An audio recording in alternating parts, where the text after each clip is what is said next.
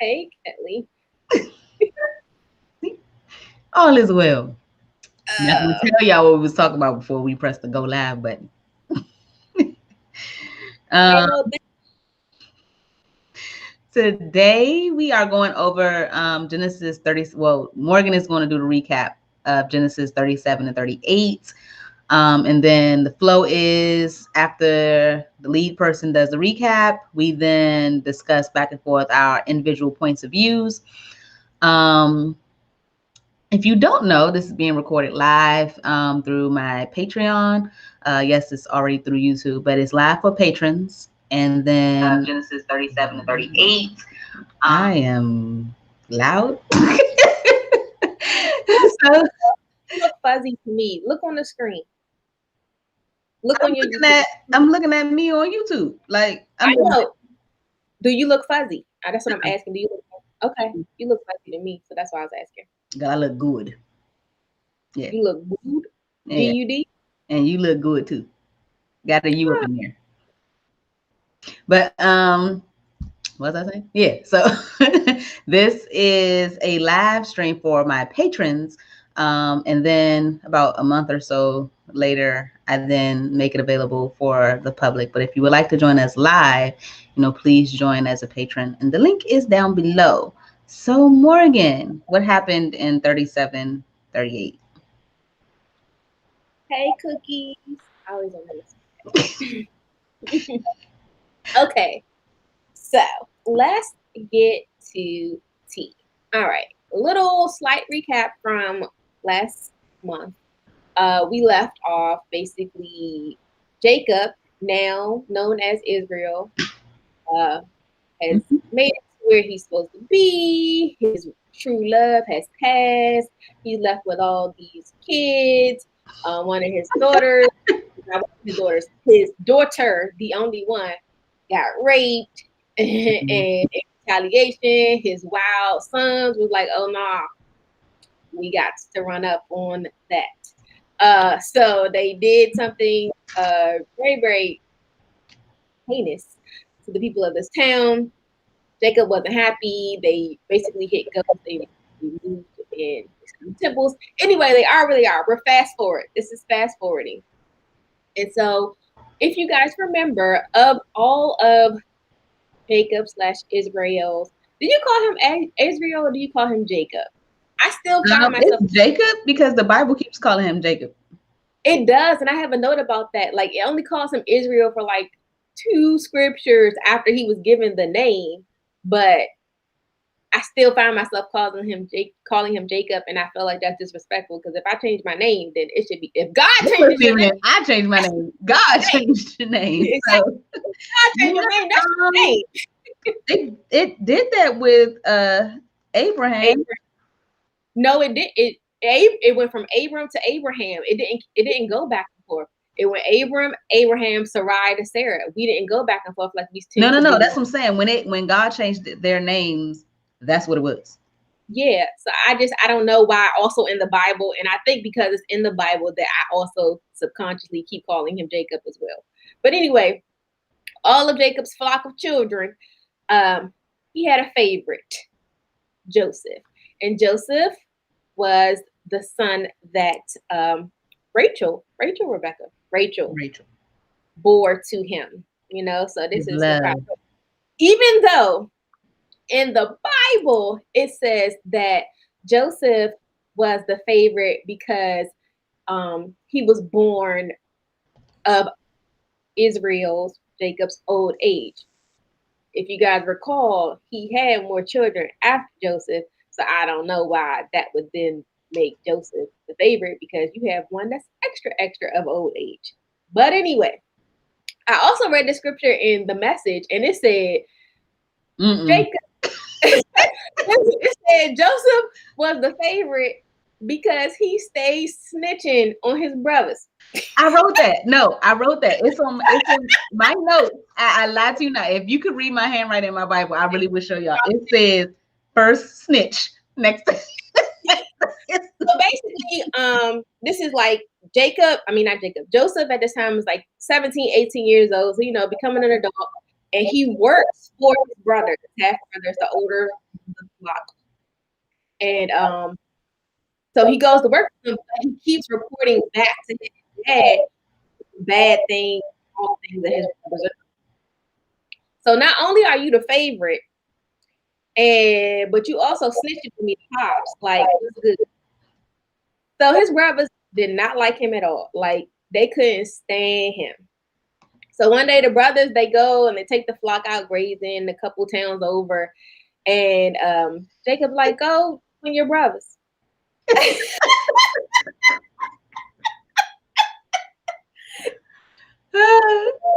The ghetto. It's okay. A lot of people feel that same way. I don't feel that way. A lot of But people, some it's so paraphrased to no end. paraphrase. That's why I like when I was very, I'm going off on a tangent, y'all. I'm sorry.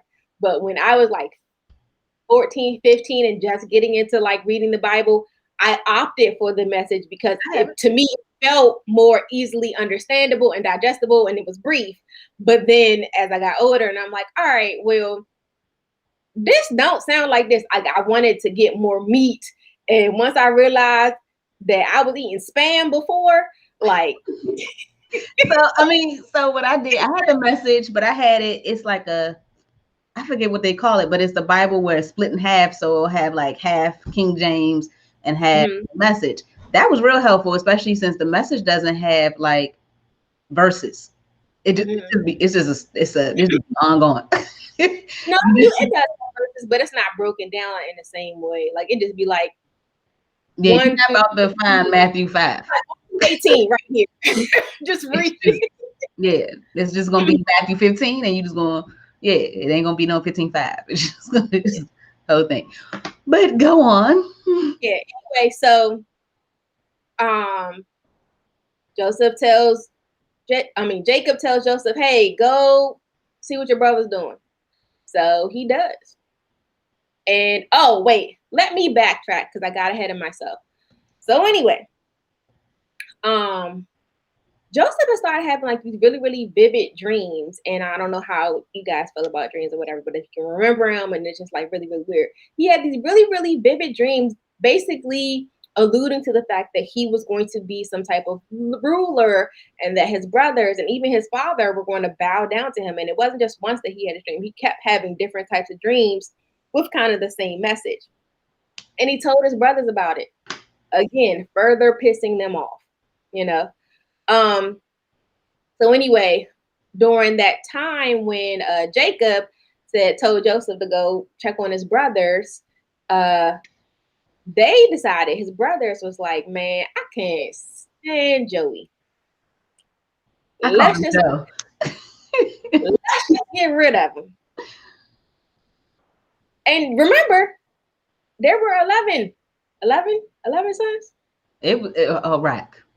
It was a rack of sons. As a collective, they had decided that they were just sick of him and they just couldn't take it no more.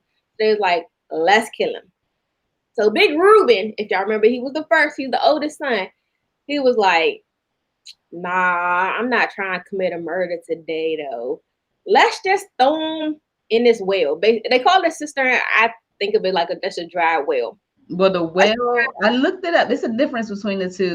That was for collecting rain, and the well was dug for the water that was like under the ground. So I'm assuming that I always thought what they threw him in was like as deep as a well, but when I looked it up, that's very shallow. Well, for the most part, it's kind of shallow. So I'm like, he couldn't just hop out, but it is apparently there are different sizes to them, but it collect rainwater. Yeah.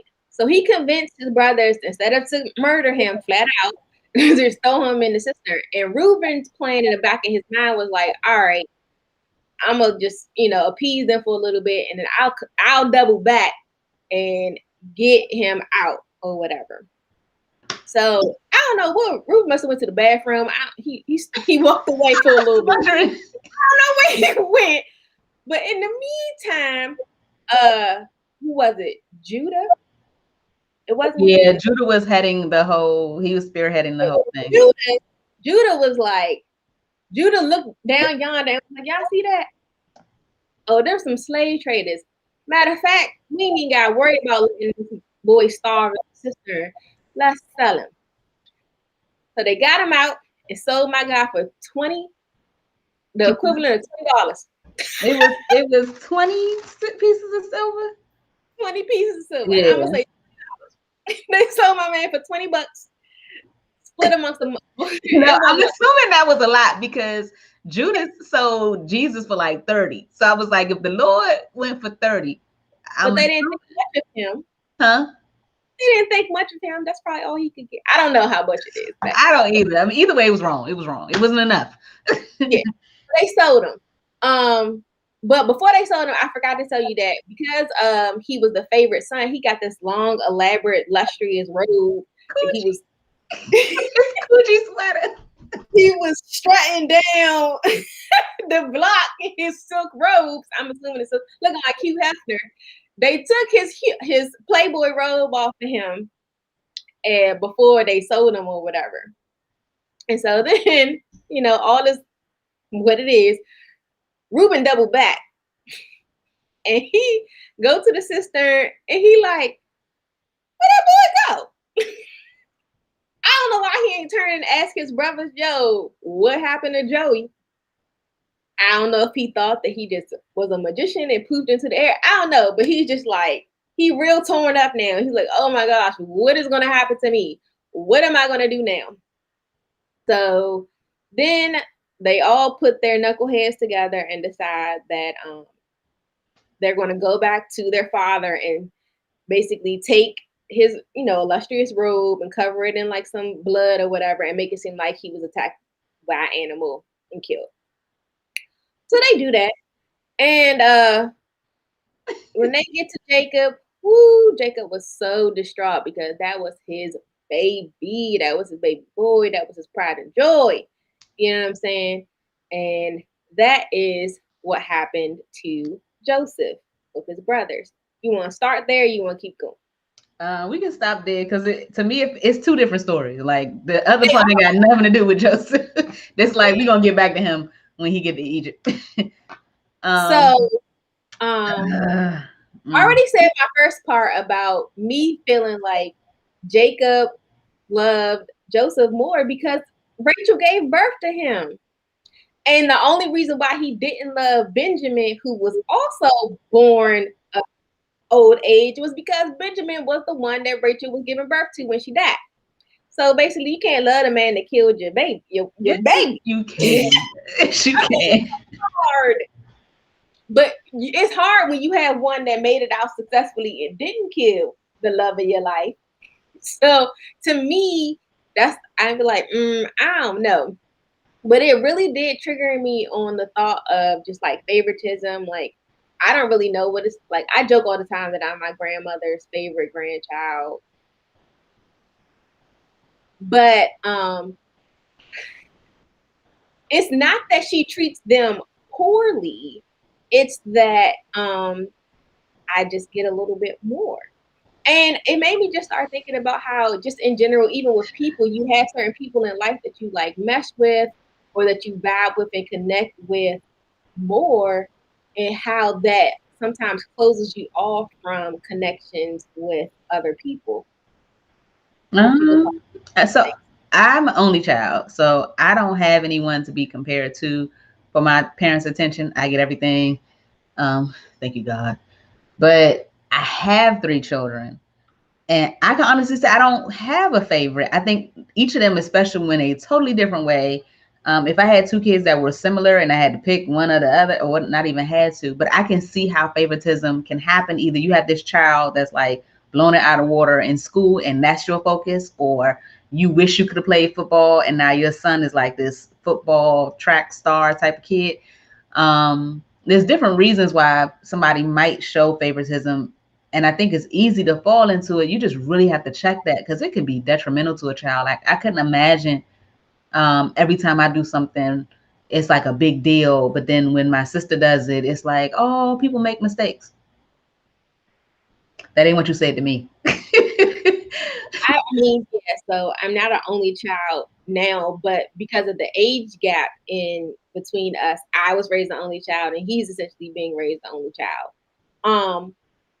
And I like to poke and prod at my mom that, oh, he's your favorite. You do this for him, you do that for him, and it's not true. He's not our I favorite. don't know. So there's something about boys and their moms. Like my son I is do. my first child. That's that's not my favorite. He's not my favorite child, but he's like who made me a mom, and he's my baby boy.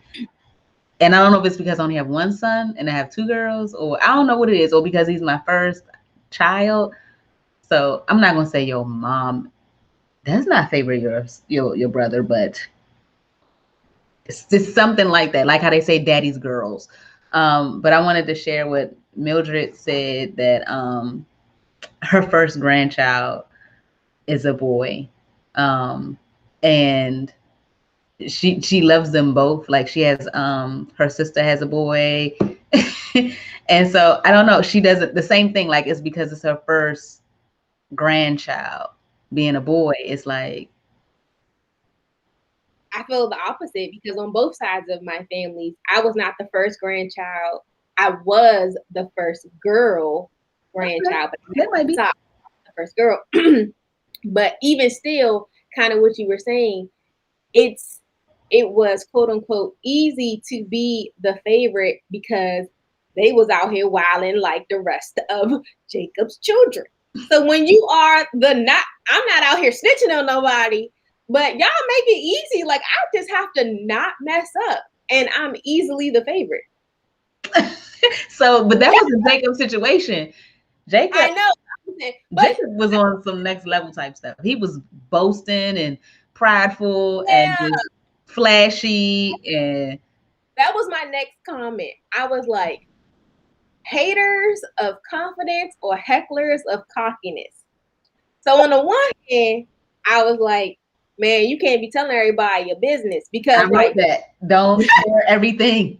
yes, Be like quiet. and like it's like, they say work in silence, do your thing. God gives you a vision. Everybody's not gonna see it.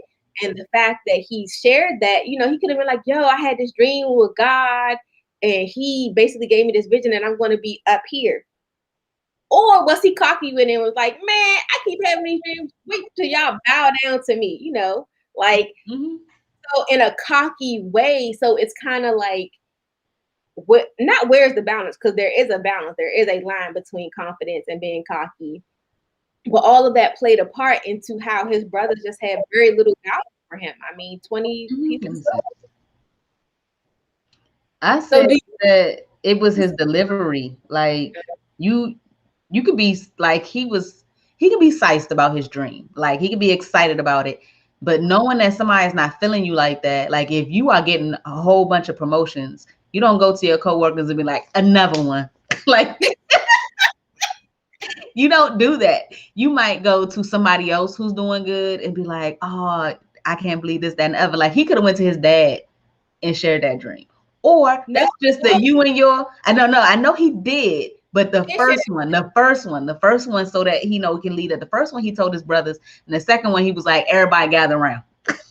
So off he the stood first up one, he could have said, and God stood up on coming to me in my dreams. This is what's going on. And his father could have gave him some insight, already seeing this special twinkle in his son's eye. He could have told his dad on some humble tip. Not one day y'all gonna be bowing down to me and this, that, and the other and the third. Like, and then above all, I just think that some things are just between you and God. Like everybody not supposed to know what's going on because everybody's not going to support it. Everybody's not going to be there. And you probably just gave people a heads up to like destroy or try to attempt to destroy what is in your favor. What's coming down the pipe for you. Like when a female tells her friends that her boyfriend is this, that, and the other, don't do it. It depends. If they miserable, don't do that. Like it's like, well, why would you tell me about how wonderful how he be rubbing on your feet and everything? It's like they either gonna want what you have, which is just that particular guy. They not gonna be like, oh, I'm gonna look for a guy just like your man. I ain't gonna waste my time. I'm gonna take that one. Like no one. so it's just because eventually they gonna look at the loopholes and be like, oh, she don't be cooking.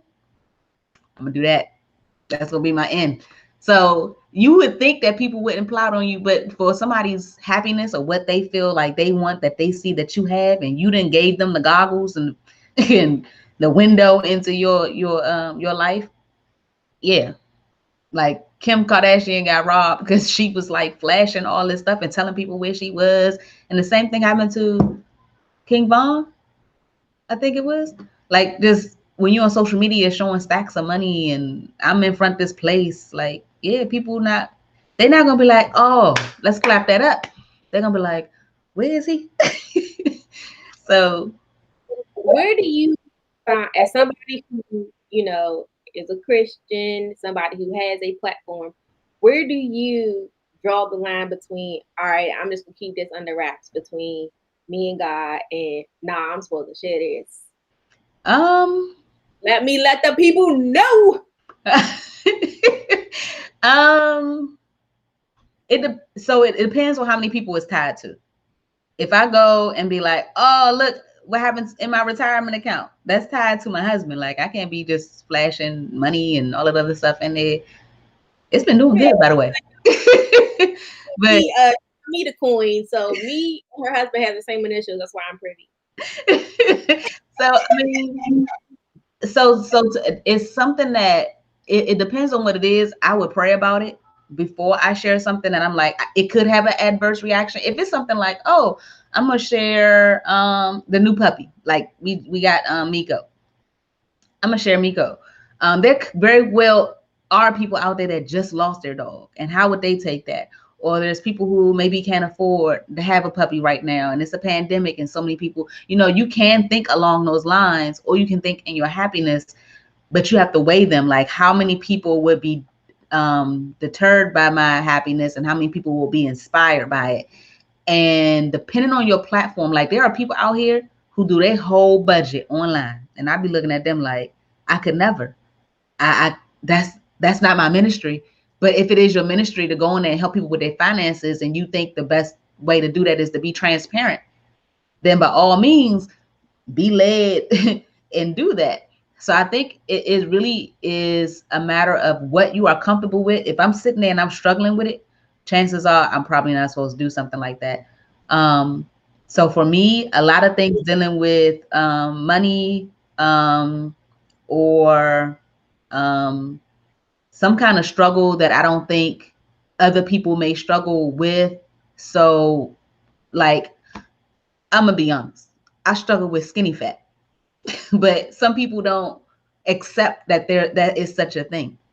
But it is. Let me explain it just real quick. So if you're skinny by random standards, but you fat in a little ways, some people don't want to hear that because they are dealing with what society deems as actually being fat. And so when you get on there and be like, oh my goodness, I'm a 4 and I weigh 130 something, but somebody's sitting next to you and they struggling with their 160 and they a size 12 or something like that, where they don't want to be. Some people don't have the empathy, or they don't see that as as a typical struggle. So something like that, you may want to just connect with somebody that is also skinny fat, or your stock go down. Like, somebody was dealing with the pandemic, and they was like, I can't believe I'm gonna have to sell my house in the Hamptons, ma'am. Like, people losing their house, and you talk about you selling your vacation home. It mattered to that person, but I don't think that's something I would post, because it's like other people are dealing with something that's on a whole nother scale. So for me, it's praying about it, and really, if my feelings are not 100%, then I'd be like, I don't know about sharing this one. What about you? I'm an introvert, so I'm not up to sharing much of anything really. I don't People don't know that much about me.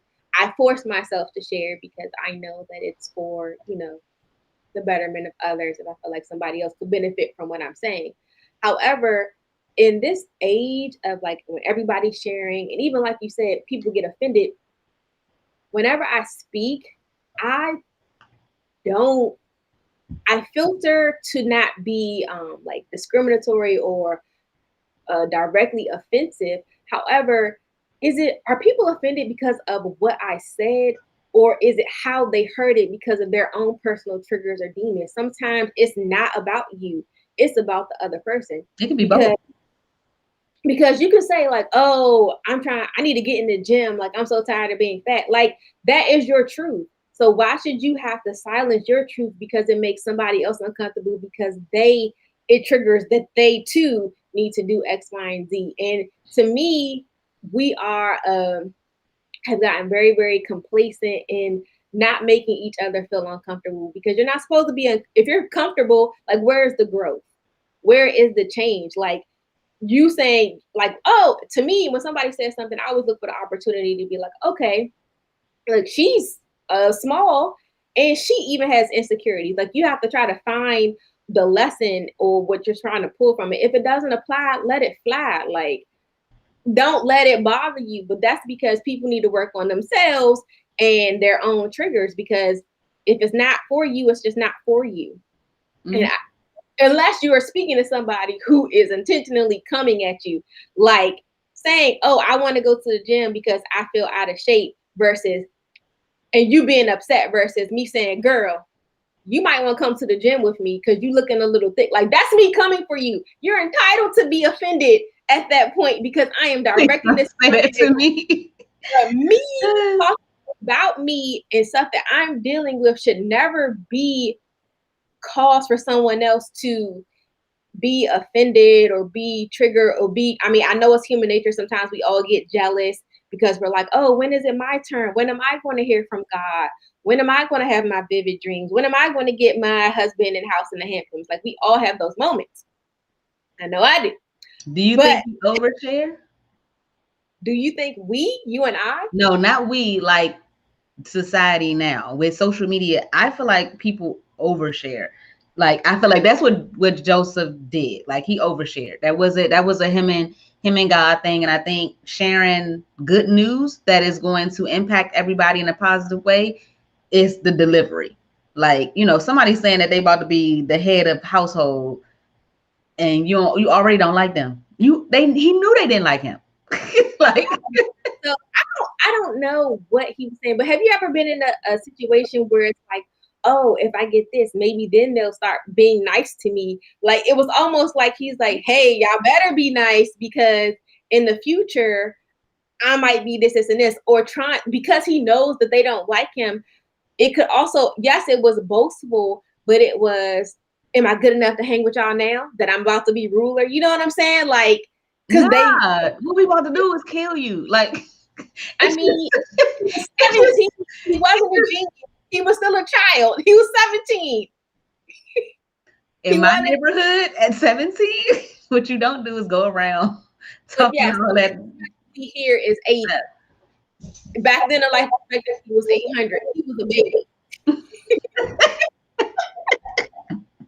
Okay, So, I respect like that. what But you said yeah, was you only share with who it impacted. His dreams impacted his family. And if your family isn't a safe space for you to share your anointings and your blessing, then where is the safe space?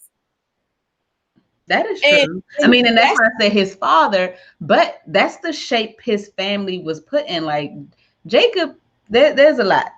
Because his kids have messed up on multiple times, and as a parent reflecting on it, it's like, are these adults? And he's like, hey, I really don't have a leg to stand on, because they doing them as adults.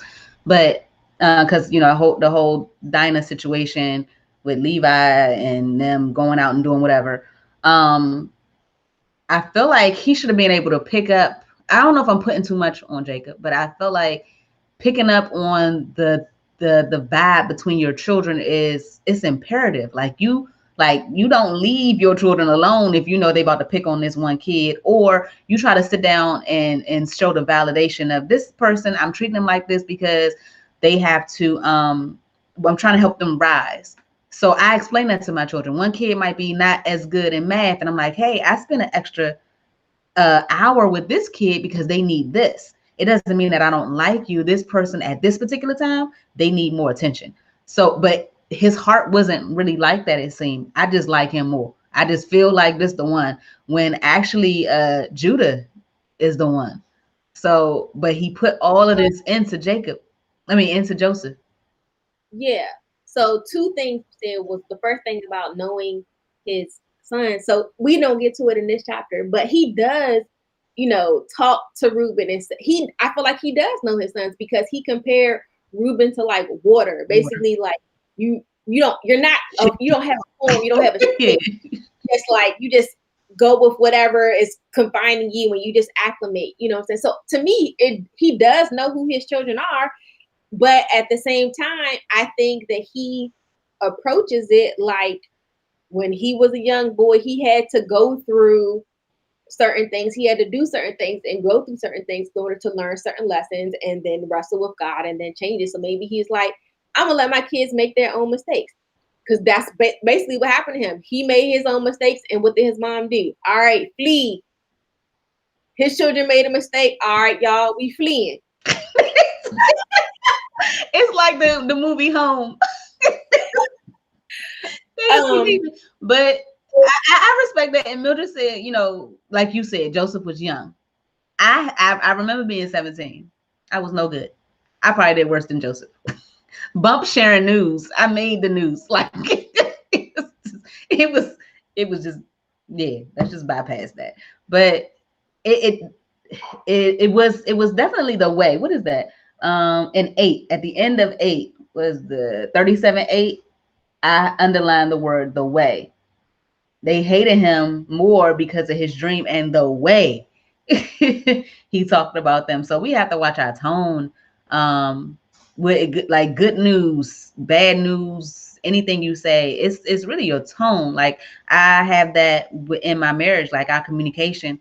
It can be your tone. You could be saying the most wonderful thing, or you can be giving the best of advice. But if your tone is like you don't care, or like you being too harsh, it's not going to be well received.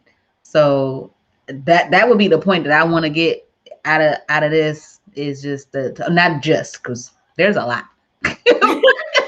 but in this particular, if I was to say, what do I get out of verse 8? It would be tone.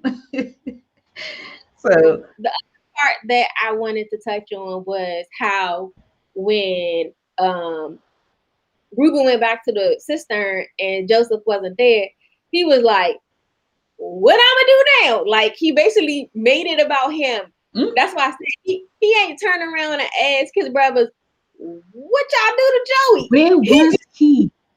He I'm went confused. he went to go use the bathroom. I don't know what he did. It I was wrote right here. I was like, it where was a you quick. been? I put, where you been, Ruben? That's why I'm thinking he had to have walked away to use the bathroom because there's no he didn't go back home. Yeah, So he that's, had I was like, where did he go? I don't know. Hold on. I'm sorry. I have a point before that because it was talking about Joseph being a snitch. So I did put first snitch ever on there. However, I feel like his father had a little bit to play in that, because in, what is it, 14, he says, go and see how your brothers and the flocks are getting along, and then come back and bring me a report. I have done that. Now, either he really meant a report like, hey, count the sheep, make sure your brother's okay, and just let me know everything's good. Or go spy on them and see what they're doing and let me know what they're doing wrong. It depends on your tone to your child when you tell them that. But I have definitely said, nobody watch TV. It's time to read books. And then one kid would come downstairs and get some water, and I'd be like, hey, go upstairs and see what everybody's doing and come back and tell me what's going on. And I was like, I need to be less Jacob like.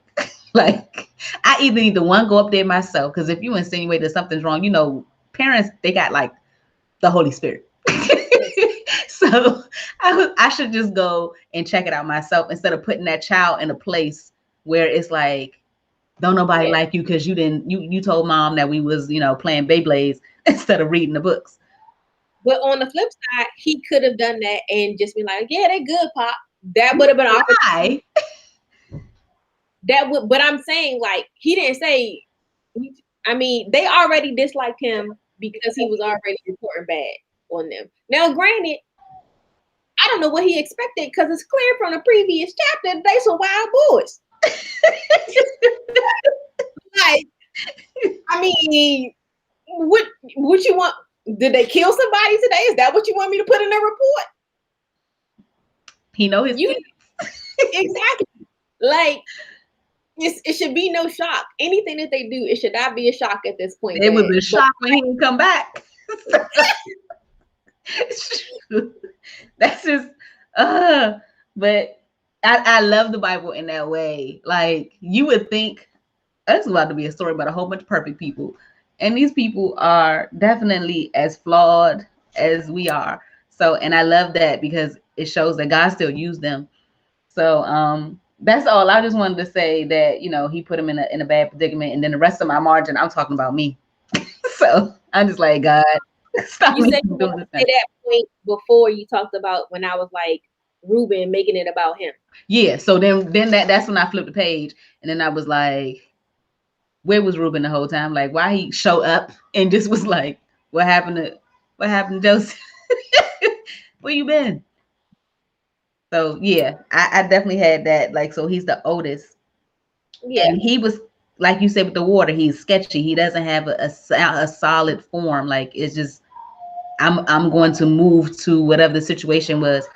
And so his whole plan was that he was just going to he was going to go along with their plan to not first he did save Joseph's life. He did save his life by saying, "Hey, let's not kill him. Let's just leave him here. I'm gonna be back." Like his whole yeah. plan was, You said it in your I mind. know he was just kind of. I'm just gonna put that out there. He what did he do? Mister said it's something that actors do. Deadpool does it where he like, Breaks the fifth wall yeah, that's what he did. or the I'm fourth gonna be wall. back. And I was about to say Veil, but I think you sound like you right. But so his plan was to come back and get Joseph. Like, I'm just gonna let him shiver for a couple hours, and I'm gonna come back and scoop him up and explain to him, you need to chill out with all of that. Let's just, be brothers. But um apparently, he went to the edge and did his due. And when he came back, they had sold my man into slavery. And like you said, when he came back, he thought about himself. He was like, what is I'm gonna do? Like he didn't say like what happened with Joseph.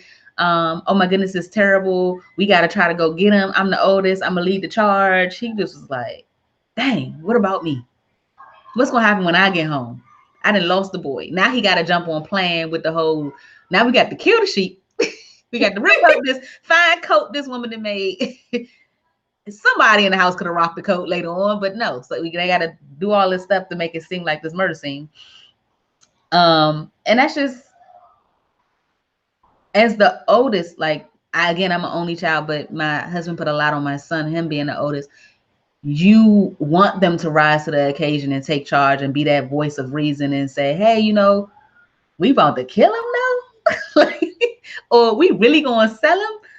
Like, we can't just beat him up like brothers do. Like, let's just, punch him, real quick, or, scare him. A lot of kids scare their younger siblings and say, you need us, respect us, things like that. And he had to just go along with that plan. So I was very disappointed in Ruben. So that wasn't the reason, because we already saw the reason. The reason that he's kind of like kicked out of the lineage of getting the blessing is because he slept with his father's wife. But this didn't help. So it's already him. And then after him is it Levi? Hold on real quick. I gotta go back. Yeah, no, Simeon. So Reuben is first. He slept with his father's wife and lost Joseph. So he kind of gets like, cast away. He doesn't get the blessing. His father outright says, you're not going to get blessed. Simeon and Levi, that happens to them because they led the charge for Dinah. And they, ransacked that town and killed a whole bunch of men. So next is Judah. So after Levi is Judah. Judah, I think, knowing this, like Judah's probably thinking about this and probably like, I think I'm next in line, but here come Joseph looking like the favorite. So maybe that's why Judah is leading this. We gotta get rid of this boy. It's really for me, but I really still y'all don't like him either, type of thing. Because I'm like, why is Judah so on it? Everybody shares a feeling, but Judah is like, I'm really on this. Like, let's do this, let's do that. And I think it's because he wants to be next in line for this blessing. Well, he So, is. yeah. So my biggest thing, like when I was reading this section, because it was wild.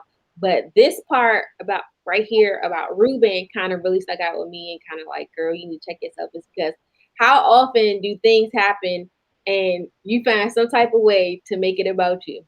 I'd be A like, lot.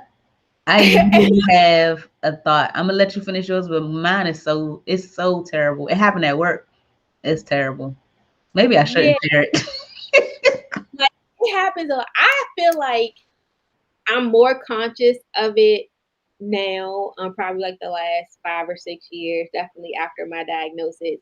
Um, but I recognize when people do it to me, like I'm the one with the illness, but somehow this is about you. Or something happened to me and you're just talking about how it impacts you and impacts your life and what you know about you. And it's just like those type of people are draining. Like everything can't be about you. And even if it is about you, I think it's human nature. Like somebody be like, so all right, let's just say somebody was giving you a ride to work and they're like, man, I got a flat tire and my car broke and my car broke down the side of the road. First response is, dang, now I gotta catch the bus. and It be and like that. Like, no lie. I was on my way. Like, let me come. I Do got you need? videos. That made me think it's like when you said that, it made me think like I thought it was just that one, but you did it more than once. Like we was on our way to Philly for a gospel concert, and I'm riding with my pastor, y'all. And somebody gets out the car. They didn't get out the car. They opened the door, but they opened the door, and a tree was there. And then the pastor started backing up, so it made the door bent. They made the door bent forward. You know, you supposed to, shut your door. So because they bent it forward, well, they didn't bend it forward because they opened the door in front of a tree, and when he backed up, the tree made the door go forward. And I was thinking, we about to be late for the concert. But this man door is bent up. And I'm worried about the concert. It You was know a it free all. concert at that. Yeah, like I feel like everybody is definitely guilty of this. I know I'm guilty of it, and I just really I pray, like I circled this and I was like, God, please make me more conscious of this. Please, you know, my thoughts so that I'm so centered for people's issues. Because like what happened to this man? But it was about him. No, no, I want to share Mildred's story. I'm so like when I read it, I skipped over the laundry chute part. Oh my goodness. So she's saying that when she was 9 years old, she has two other siblings, and they put her in the laundry chute. So I've seen movies with laundry chutes in them. It looks fun until you say that this is actually something I'm in. So the movie make it look fun, but I probably would be scared because they're usually dark and tight. So I'm assuming you went right through and nobody had to like fire department come and rescue. But I don't have siblings for something bad to have happened to me, but I did snitch on a couple people. Was there a soft pile of laundry at the bottom? Is the I would question. hope so. Or did you hit the hard? Preferably somebody's goose feather down. Black. Glad mom didn't do laundry this week. Oh man, I can imagine. I can imagine. But yeah, the movies do make that look fun, but I can imagine it was probably real scary. But did you tell after that though? Or did you learn your lesson? It was like, you know what? I'm not saying nothing else. But yeah, we all had a little Reuben in us. And that's a good takeaway from this is that yeah, you looking out for yourself. It really shows a flaw. It really shows a flaw. Like we need to work on that. Definitely work on it because not having that empathy for the other person and then saying it out loud. Like I think I thought that. I don't think my pastor know to this day. I hope No, he don't watch Cookies and Christ. no, who said no? Because in the back of my head, I was like, we about to be late messing with this door. It's just the door. Let's just close it. We're gonna hope the car gonna be here when we get back. Like it was just crazy. And I was thinking to myself, like, that was messed up. I didn't own my car at the time. So sometimes you not having that experience, you can't have empathy for it. But yeah. So So that's what. And let me see what else I know. Oh yeah, that's my note about I don't know where Reuben was, and that he should have stood firm. There is a discrepancy for some people with whether or not Joseph was sold to the Mennonites, no Midianites, or the Ishmaelites. Um, I Ishmaelites. hmm, I've read Ishmaelites. it's both in there. Like 28, 20. 25 will say Ishmaelites, and then 36 will say Midianites. But if you read 28, it says the Ishmaelites who were Midianite traders. So I just squashed it with that. I'm not about to go back and forth.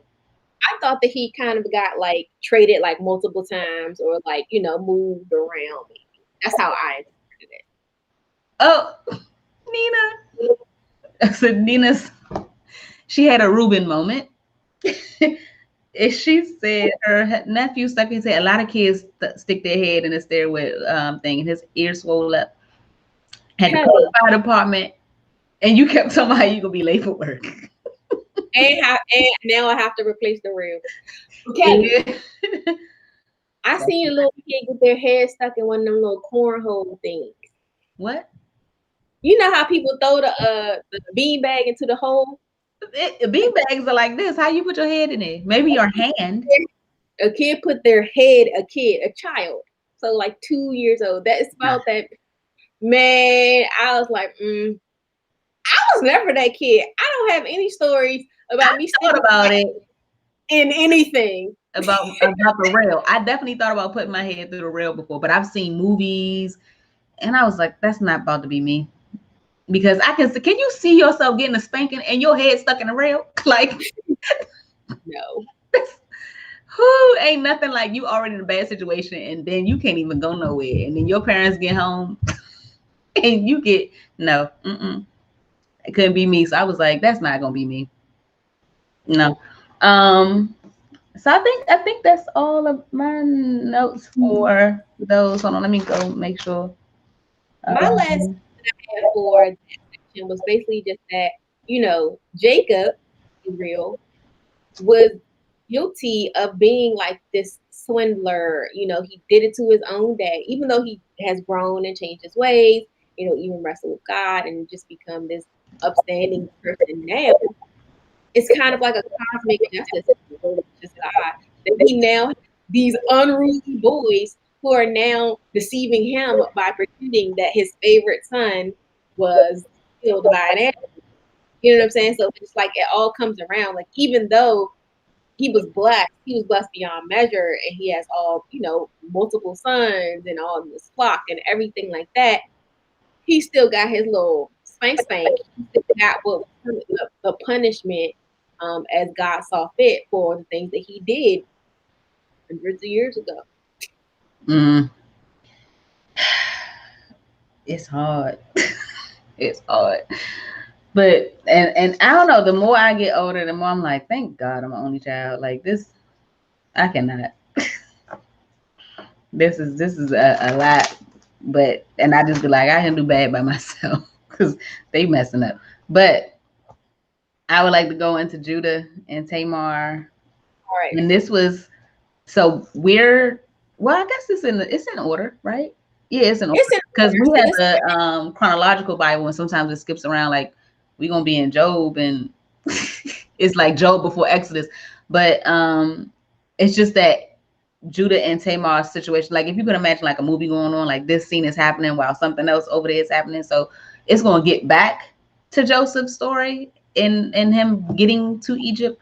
And before that happens, is Judah, which is the fourth son that I was saying that is supposed to go through and be the line for the Messiah. Um, he messing all up right. though. He messing up. Now we get to the story of Judah and Tamar. As you got, as Kelly just said, Judah is one of the sons of Jacob. So a quick recap: Judah met Shua. He met his baby moms. The Canaanite Shua.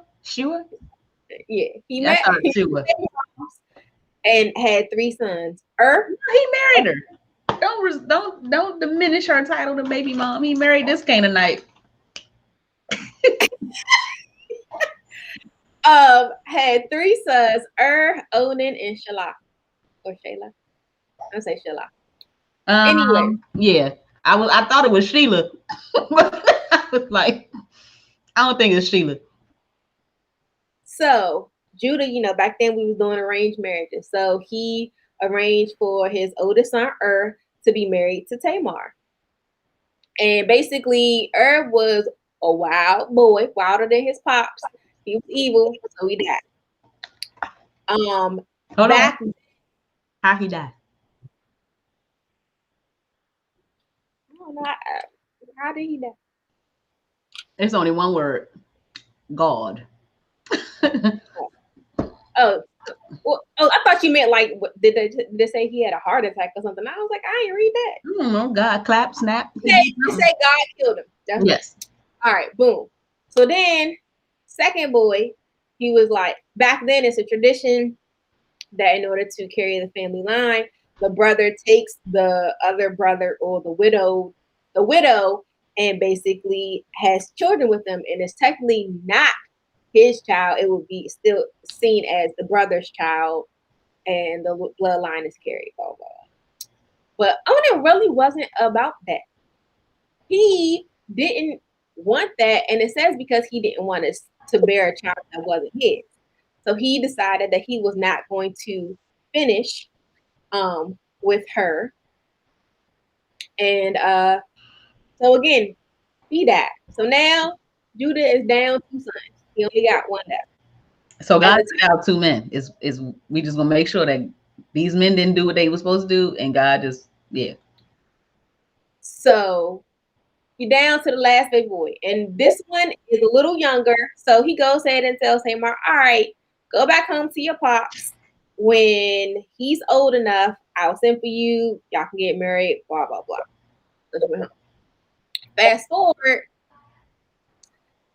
um, it came, sort of like time. And Tamar, being a smart woman that she is, she realized, she was like, this man is never going to give me his third son. I mean, he too down. He not going to give me this third son. So what she did was she decided she was going to go into the town. She dressed up like a prostitute.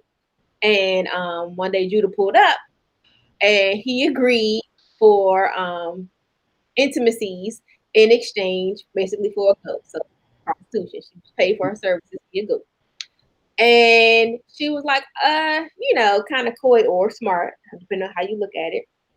I'm like, well, how am I going to know that you're really going to give me the goat? And he was like, here. So he gave her what is basically considered their birth, like ID. It's a seal with like his personalized, engravings and everything on it. And he's like, here, take this. So after they did their due, and Judah, a man of his word, went told us, God, hey, take this goat to the what they call a shrine prostitute at this location. And so he went and he's like, yo, I'm looking for the girl that was right here, the prostitute that was right here. And everybody's like, there's no prostitute right here. So he goes back to Judah's like, hey, I couldn't find her. They said there was no one there. So he's like, all right, well, I tried. Don't go looking around for her because then people will know that I paid for a prostitute and they're gonna laugh me out. So fast forward a little while later, a few months, and it's revealed that Tamar is pregnant, and that it says she is now known that she was a prostitute. And so now Judah's like, she a what?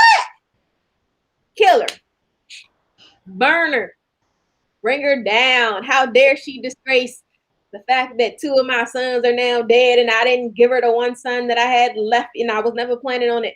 Burn her up. So, Tamar knew it was good. So she was like, yo, I'm not saying too much, but take this to Judah and be like, my baby daddy is the man who owns these items right here. And so the servant sends the message, and Judah look, and he is like, free her. She all right. Oh, she good. It is a Um, misunderstanding. like she alright or whatever. So anyway, Tamar, now has basically secured the bloodline, which is her job. Um, and she ends up having twins. Whoop whoop. And so back in this day when you had multiple kids, how did they know it was twins in there if they had No, ultrasound? when she was delivering, that's when they knew it was twins. How did they know? But what I mean, yeah. So anyway, but the babies were breech. So one comes out and essentially the midwife, puts a um red piece of string on the wrist of the one that's coming out first. Coming out arm first. That had to hurt. Arm first. And but right after they tied the string, that baby was sucked back in, and then its brother comes out first. So they name the twins Perez, which means breakout, and Zara, which means bright. And that's basically how that little section ends. So start from the top. Kelly, you wanted to say it multiple times. Was evil, so God killed him. And my reply to that was, it seems like everyone was evil. Judah was evil. What was doing that made God say enough? No, sir. Like, what was doing? I need to know. I don't need to know. It probably was so bad it can't be written. So I was like, you know what? Or maybe he wasn't giving her the son that was supposed to go forth because her lineage goes towards Jesus. So maybe he wasn't doing what he's supposed. Maybe it was just evil because it's like you're not sleeping with your wife, you're sleeping with these other women, or you're not, purposely trying to impregnate. I don't know. About adultery multiple times with no shame. They just said he was evil. But like they could. everybody It was like adultery wasn't. evil. Nobody Like, did not want to be with their wife though. I don't know one person that was like, well, nah, because he didn't want to be with Leah. But but he did it. So I don't know. I really wouldn't know. But that does draw an eyebrow raise. like that is probably on the list of questions when you get to the gate. Well, first get in. When you get in, then you got a list of questions for God. Put that on. I would ask God that. I probably asked one of the people that's been around for a second. The rumor mill. I'm sure they got rumors up in heaven. I don't think it's called rumors. It could just call it a grapevine. It's a grapevine. But yeah, so that was my first note. What was he doing? I don't know. Whatever it is, I don't want no parts. All right. Then this is where I'm having my trigger warning. So I don't want y'all to come for me, but I am very, very disturbed or confused as to why it is biblical or considered legal or righteous that God would kill Onan. Kill this man just because he didn't want to knock up his brother's wife. So I think it was. Wait. So they explain in Deuteronomy that's just it's considered that's the tradition, that's the law. Yeah. But we get to the New Testament, and it's like, don't covet your neighbor's wife and different things of that nature. So why I do not understand. It is so difficult for me to wrap my mind conceptually about why God is killing, or what you said about, okay, this is how Jesus is supposed to be coming to fruition. But don't you think he could have made it another way for Tamar and Judah had just gotten together and birthed the lineage of Jesus? Because to kill someone because they don't want to take someone else's wife, like that just seems wild and crazy, and just like. So I guess we can't wrap our head around it because it's not our culture. Just like how, so I look at it like, oh, the women were put into these positions all whole time. Women, Hagar, hey, my husband can have a wife. You come over, you sleep with my husband. And it's like, dang, like, can she say no? Like, what if that's not what she wants to do? And this, that, and the other. And now we see men are placed in that situation also. Very rare. But if your brother died and you were not married. That was what you were supposed to do. So it could be disobedience to his father. It could be the lineage that's supposed to come of it. It can be the fact that he was deceitful. It wasn't like he just said no, but culturally it was horrible. It was like very shameful. Like I looked it up. What's supposed to happen is you can deny it, but then the wife is supposed to go before everybody, explain that you denied her children, spit in your face, and take a slipper. And it's supposed to be like the epitome of shame for your whole family. And I don't know if that would have been just him, or is that like lineage is now messed up because you did this. And if you know that's what that means, and for you to do that, then it's like you really like what would be the like what would be your reasoning knowing that everything after you was destroyed because you couldn't do this one thing. Now this one thing to me, that's a bit much to ask. Like what if I want to have my own, like I can't have no kids now, so I'm sacrificed because my brother was running wild and God took him out, and now I'm supposed to just fall in place and have kids that aren't really my kids. It's a lot. I agree with how difficult it is to wrap our mind around such a custom, and why it's one thing to have a custom and then it be enforced, or it be it looks like God is in alignment with it. Like if you didn't do this custom, then something bad happens to you. Yeah, And I'm sure if my man knew that, he'd have just did the do. Like did he know that he was going to get smitten, smited? sweet. Yeah, like it does seem extreme. But sin is sin. So we're not really the judges of that part at all. Yeah, it's sin to covet my brother's wife. Mm. Like it was just that was a really. I was just like, I feel like Onan got the raw end of the deal in this situation. I mean, Earthly, it's a lot of stuff like I don't understand. Like Abel. Abel was such a sweetheart. Like the way it's the story is told, and it's like, could nobody protect Abel? Like he didn't even get his chance to shine. He like in the first two parts, and then sing clearly. Yeah, he had no lines. So again, it's a lot of stuff that we're not, going to be privy to, and that's, even spoke in the Bible that we're not supposed to know everything. God is all knowing. That's the I'm hoping that when you get there will be a list of FAQs. And you can just ask that one, or you might even meet her and be like, "So what did you do?"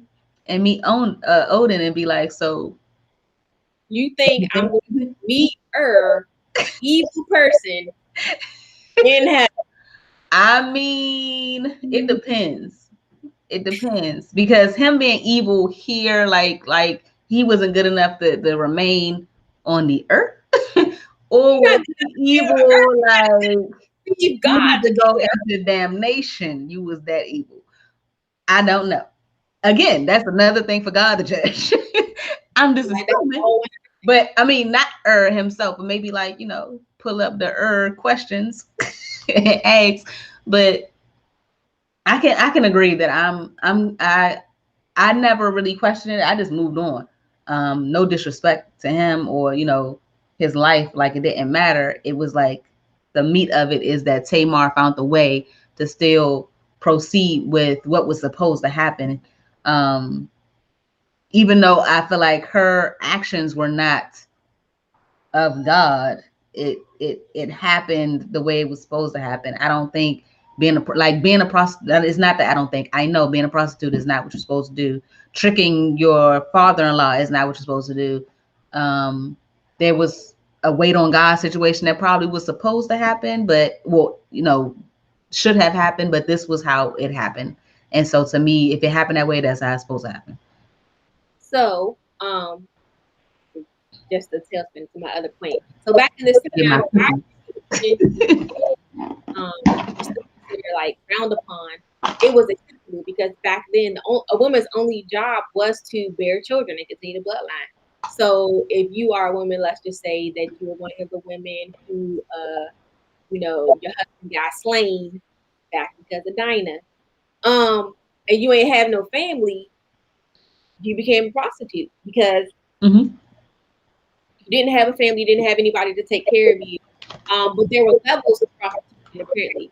With being a public prostitute, which is what Tamar essentially was, they called it a public or shrine prostitute, was looked at better than being a private prostitute. So when you're a public prostitute or a shrine prostitute, like they even had offerings, like you put up an offering. Hold on. Let me explain that this is in Canaan. This is Yeah. not of God. This is Um. a pagan culture. So they was like, oh, it was seen as a sign of fertility and like abundance for like their crops and for the women to bear children. So you go and you give your offering at the shrine and you have sex with this woman. Um, so Judah assumed that he was getting it in with a shrine prostitute or a public prostitute. That's why he was like, "Where's she at?" The Joan right there. Um, and so I just feel like that's so sad. But like, what else are you supposed to do? I don't know. I thought it was interesting that he was ready to stone and burn her for the very crime or the very thing that he was in there. Like you just did. It's like you just went and did that. And then you found out that she was in the same type of act as you, but she played the part of the woman. Both willing participants, and Do not knowing that they were together, just knowing that they both did the same type of act. Is that she was a woman doing it somewhere over there with some man, and I was a man doing it somewhere over there with this woman. And he was ready to just kirk out, knowing that he withheld his son from her, but it was out of fear. Not that I can respect that, but it's like I don't know what it feels like to offer up my child to a woman, and as soon as not as soon as, but they get married and my son is dead. Okay, and let me give you my next son. He died. Because it's not like he heard the whole story. He doesn't have the Bible in front of him to know that maybe he did know Herb was running wild. But again, like you said, like everybody running, and not everybody, but many people, at least in this town, people doing what they do. But his other son, he didn't know that he was probably spilling his seed. So maybe this was like, what did he do? Like this was a good one. Like my second son, he was all right, but he was wicked as well in the eyes of God. So I don't know. I would look at my baby boy like, you're not about to get this one. Like I would probably be a little bit more reserved as well, with that kind of information. But knowing but maybe they don't know. Maybe he doesn't know that he is the one that is supposed to go forth. But that's a hard decision to make. I just couldn't imagine. Honestly, like if you had married off your first two sons and they both died, just being married to this woman, I would deem her as unlucky. So I don't even believe in luck, but in that moment, you are not blessed and highly favored. So I'm just going to omit my son from this situation. To me, I don't think. I mean, I don't know, but yes, like in our study Bible, it does say that he was upset at her for doing the thing that he had done. I read it as he was upset with her for um basically she was technically still supposed to be the matriarch of his bloodline. And so now any children that she did bear couldn't get that. You know what I'm saying? So I Mhm. It felt was going to be his grandchild. yeah, he was going to be outraged by that and embarrassed by that. Not that she was prostituting, because again, we've seen that this is a custom here. I felt like it was So the he mad that she got pregnant. yeah, Not that you were prostituting, but that you got pregnant.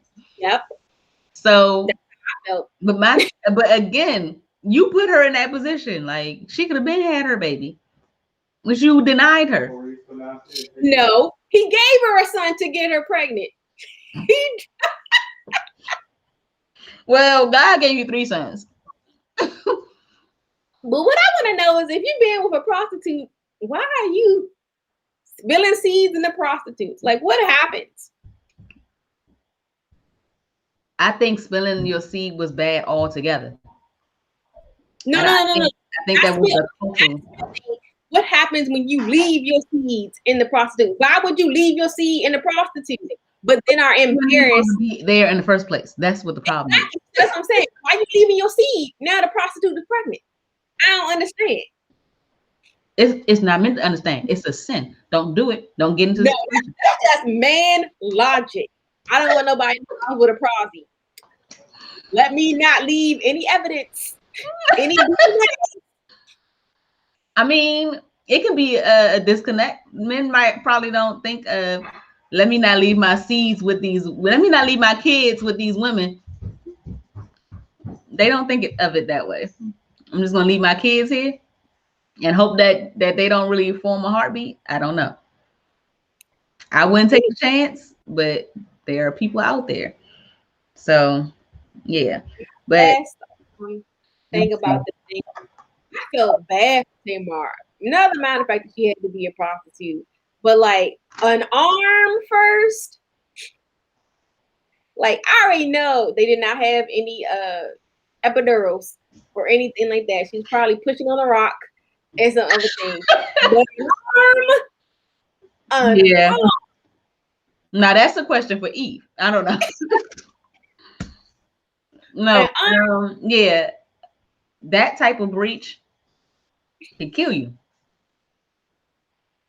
Didn't have condoms back then. Of course not. Your condom was not doing it. um, yeah. That's So what she. coming out with the arm, I can imagine it coming Sheepskin. out I first. mean, sheepskin is biblical. It's back in the day. Skin is biblical. Just again, don't sin. Like, but again, moving to this town. Yeah. So I had to research because I'm like, is there Canaanite blood in the bloodline of Jesus? Because I thought there wasn't. Tamar's Canaanite. Yeah, but when I researched it, some people are saying that she's a Semite, like from Shem, Noah's son. Mm. But I believe Rahab is Canaanite and is a part of Jesus's lineage. But I want to do more research on that. Um, but Tamar took it into her own hands and felt like I'm gonna get this child from this lineage, um, and took it from her father-in-law. Not she didn't rape him, but swindled, led astray, bewildered, all of that, and was able to conceive two sons. I think Perez is the one that goes forward for Jesus's bloodline. So yeah, I don't think I have any other notes. Yeah, that's on my notes. That's all I have. I had some things in here about familial obligations, but we kind of touched on it, so I won't get into it. We're already over time. Okay, it's my first time eating cookies during the show. Yeah, I have a note that green envy can turn into red rage easily. But that's when I was we were talking about the brothers and how they at first was envious of him, but then they just got enraged. Um, and how we have to check jealousy as well. I don't believe I've ever been that jealous of anybody. Definitely not to kill them, but and we can say that. Oh, I would never. You really don't know, but I've never been that jealous of somebody where I wanted to act on it. But I do remember being jealous of someone, not someone, but just different people, different stages of life. You get jealous of different people, either by their blessing, what they have, or how easy you think they have it. And Joseph being in the house with his dad might have seemed easy in comparison to them being out in the fields and doing his work, but it's hard to live up to the expectation of your parents sometimes. Like um, him not being able to go out and be as free as they can, and being all, you know, they were just having fun with each other, where he had to live up to what his father was teaching him with the books and I mean, all of the, I don't know what he was teaching them, but he was teaching them stuff. And him being brought up to be this person that he never asked to be, Um, it's a lot of pressure, but you got to be careful who you're jealous of because you just never know what their story is. Like people be like, "Oh, I want Oprah money." You need to read Oprah's story. Like that thing is hard. Um, so that would be my last point. So what are we? Um, so my thought on just the jealousy and favoritism, because I thought about it, and Jacob's oldest sons are the sons of his midwife or his whatever, uh, and Leah. So two people that he really didn't technically love, I guess, so to speak. So I feel like all the other sons probably didn't feel that connection because Jacob didn't feel emotionally connected to their mom. So it's like he probably didn't spend time. They probably didn't have, family dinners and different stuff that he was doing with Rachel. And so the boys grew up not really having that, relationship and different things like that. So it was easy, for example, it's like when you are married or you have a child out of wedlock or even out of wedlock, and you have that child and you take care of that child, you pay your child support, but then you go and you get married and you have a child and you're a family with that person, that other child is automatically jealous because they're like, dad is there with them. They get the access to dad 24/7. I only see him once every other weekend, or he's always at this game or that game. But things like that build jealousy over top of, hey, now you're here 24/7 with me. I can pour into you. I can teach you, the things that my dad taught me. I can impart wisdom upon you. Like, yes, you're my pride and joy, and all the while antagonizing the other children. Like, that's a modern day situation straight from the Bible. Yeah. It's had it And 12-fold. that child may think that, oh, I'm missing out on dad. Meanwhile, this other child that has dad is like, take I him, wish you'd leave me alone. take him, take him, please. I wish he would go back with your mother. So Now we just gotta be careful he and got stuff like that. Joseph's gone. Benjamin, like right here under his wing. He probably got Benjamin in the head, like, you ain't going nowhere, boy. My last, my everything. Um, Exactly. what I'm looking at the chapters I have because I have to do next month. So I have 39, of course, because ain't no getting out of 39, 40. But should I stop 39 and 40? Which is stopping after Joseph interprets some dreams, I don't know. or 41 and then stop at 41:37. Stop at 80 or stop at 78.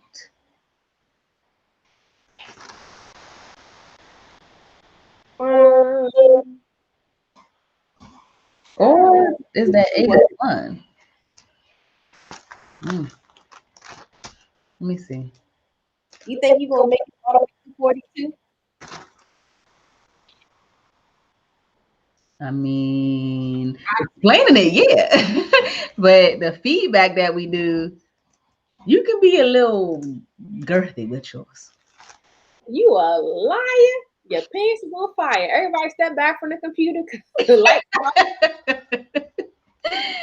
um, I don't know because I have a note that says won't he do it, and I'm on 40, 41, 40. I'm gonna try. I'm gonna try. I'm gonna do You gonna 39. What? 41. I'm gonna do 39, 40, 41. Yep. okay? And if we stop at 40, we will just pick up 41 with Morgan. Because we typically do like two, but since I don't know, I just felt like it's the way that it's broken up in our Bible too, though. Like I don't want to stop at 40 because 41 starts a new, section 4. So I was like, let's just keep the party going. So yeah, that's what we're doing. 39, 41. I mean, you're just gonna have to push through. So you better the Oh, message yeah, next. my notes already. Well, You better the message next episode. How about that? you said what? You better the message next episode. The keep, message. No, keep it I real. know how to sum up. I definitely can get my sum up done. It's just I like how we dive into it and will we really be able to, but if not, then when we get on, I'll be like, hey, there's a lot going on in here. I think we should stop at 40. However, I did do my homework. I did stop at 41. So we'll see. But that is what I want everybody else to read. I want y'all to read 39 and 41. Do All right. y'all read before y'all come to I hope so. Yeah, that's a good question. Do y'all read before y'all come? Do y'all know what we talking about? Or do y'all listen and be like, let me go read now? and then be like, oh, that sounds like something I might want to read. Or maybe they already know the story. I mean, it's Genesis. Everybody, not everybody. Let me not say that. It's Genesis. A lot of people have read Genesis, and maybe they just want this as a recap. But I I'm gonna don't be know. honest. My recollection of Genesis before I started reading the Bible was only Genesis, creation, Adam and Eve, uh, Joseph, and it was No, very, very. Noah. I did not get into. I didn't even know who Dinah was, let alone what happened to her. No. Then So I read it, but I brought it back into like when I did the reveal your tale, and I was like, no. I'm talking about before, like when I was younger, like just like when you go, oh, yeah. Before I got this type of Bible, yeah, just like me when you King James, said, we yeah, did because you not said get along. Genesis, and most people think Genesis the beginning, and then that's what it is. They don't really like. I'm going to tell you that people don't know this level of detail, and Young and the Restless is in Genesis. Young and the Restless is in Genesis.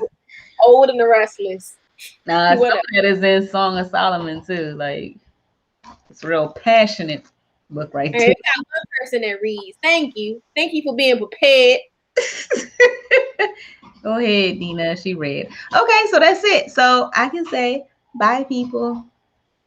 All right. Talk to y'all later. The video will be on Patreon. I'll just send y'all the link for all those who are watching the recap. King James. Oh, new King James. Now, when I got to the NLT, I was like, cool. I can try that. I challenge you next episode to speak in King James. She can. She's a poet. I'm sure she got all type of tongue twisters that she can spill out. She's like, thouist. Tell me, is it smite, smitten, kilt? It's one of them. All right. Smith, Cool. like when you're in love with somebody. Smite is like the present, and the smited, I think, is the past. Smited. Yeah, because smitten Is like is good. I'm smitten for them. Smitted. All right. Oh, it's more like this.